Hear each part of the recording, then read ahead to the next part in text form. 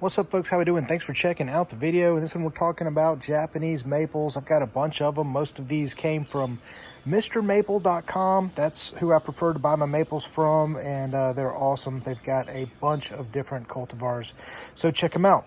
I am in North Georgia, about 30 minutes north of Atlanta. So here it's like right on that line of Zone 7B, Zone A, 7A, and it is August right now, late August, and we get heat here well through August, sometimes September. It's 91 degrees today.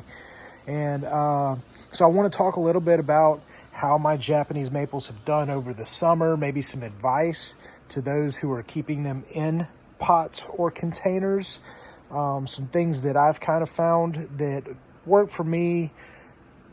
It's kind of a way of taking care of these trees that are in a pot, or I guess more at risk than they are in the ground during just really, really hot periods, right? Hot, dry periods that we get here in Zone 7. So a quick roundabout on the lineup. Deshojo. This one is Inohamare.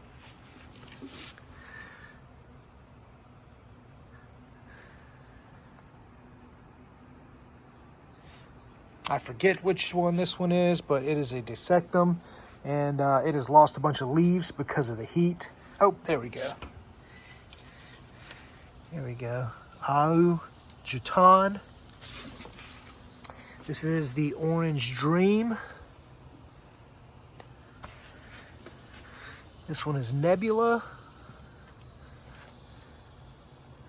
Fascination. Ukigumo.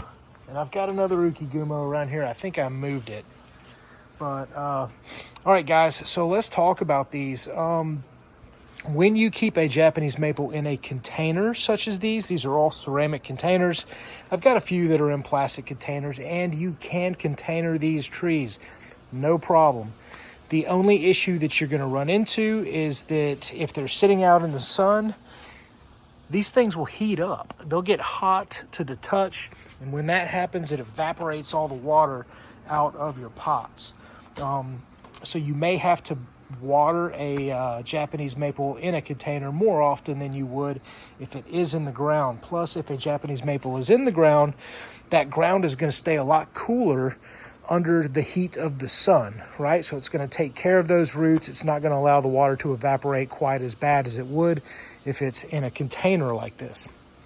So that's why I've moved all of these guys onto a covered back porch that gets very little direct sunlight, because they are recuperating from a very hot summer. The Orange Dream is already putting on new leaves. It got burnt up pretty good, and I kind of neglected it earlier in the summer. In the spring, it looked great. As you can see here, we lost quite a bit of foliage on this, but there are new leaves kind of sprouting everywhere on this. And that's kind of the case with all of these guys, right? There's some heat damage. You can see here with the Fascination how the end of the leaves start to dry up.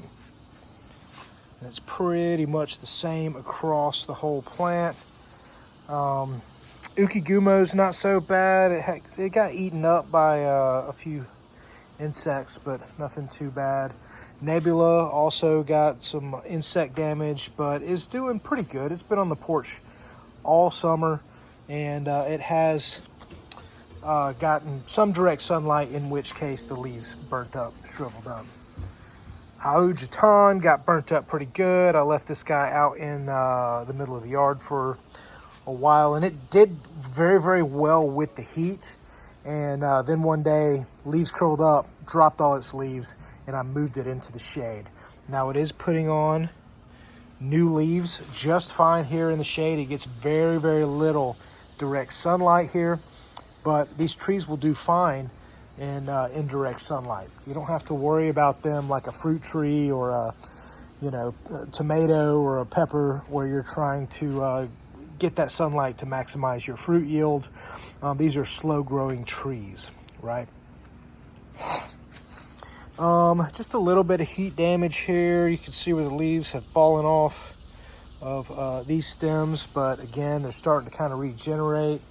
And the DeShojo did really well with the heat earlier in the year, about midsummer, and it's been in this exact place, which I get the sun that comes down through here. So it'll get just a little bit of direct sunlight, and that's it. I'll spin it to, you know, even out the sun distribution, and you can see some burnt up crispy leaves here.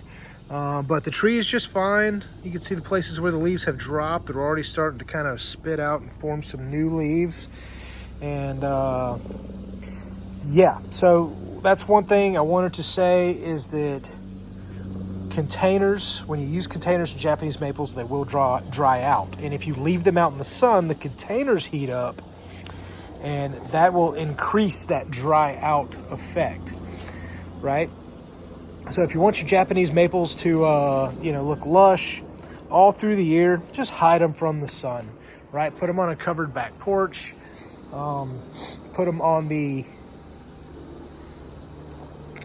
north side of your home, and that way, you know, they'll get mostly shade throughout the season. And the leaves can take it, but once, you know, it starts getting really dry and hot, you'll see some trees just drop their leaves as a, I guess, a protective measure from that, because the leaves just get fried in the sun. Now, as far as my Japanese maples that are in the ground, there's less reaction to the heat and the dry weather, right? Especially the ones that have had a few seasons to kind of expand their roots. But that's just something to consider, right? Once those roots start to grow into the soil, it gets harder to move that Japanese maple, whereas when they're in a pot like this, you know, you can just pick them up and move them around to a suitable location. So thanks for checking out the video. Hope it's been informative. I'll give you guys an update in another month or so. Y'all take care.